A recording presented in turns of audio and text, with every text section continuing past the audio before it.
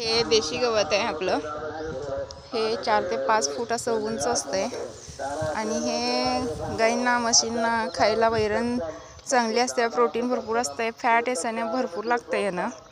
आता ह्याची कापणी चालू आहे. हे वाढ चालू असल्यामुळं जरा ह्याचं थांबवलं होतं आणि हत्ती गवत पण जरा पाणी कमी पडल्यामुळे इथं जरा पिवळं पडल्यागत झालं. आता कापून घ्यायचं आणि परत नव्यानं चालू करायचं, त्याला युरिया वगैरे टाकून खतं बितं घालून. दोरी आणल्या नाही, मी घेऊन आले चहा. तुम्हालाच चहा द्यावा म्हणलं, पाणी घेऊन मगाशी दिलं तर म्हणलं पाणी राहू दे, आता नुसतं चहा नेऊया. दोरी आणले की खाली मोठं घालते आणि मध्ये बारकं घालून वर जरा मोठं घाललं की बसते बिंडा. हां बर,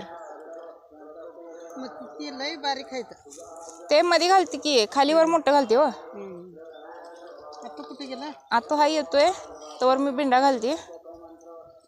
मग त्याला वाळलं काय करणार? वाळलं काय करायचं ते अगोदर बघा आपल्याला आहे ते बघा ते वय. आता खाली आडवारेला टाकायचं ना तिकडला.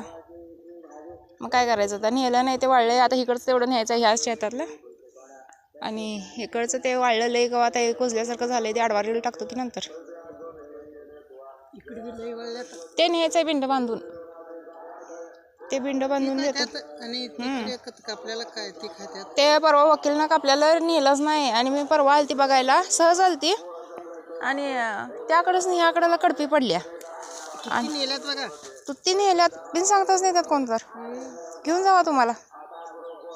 काल नेणार होता. हां मग घेऊन जावा त्याला. आता पाणी आता बघितलं नाही, हाय की अजून 2 ह्याच्या झाडाच नाही की. एक झाड आहे त्याच्याकडे.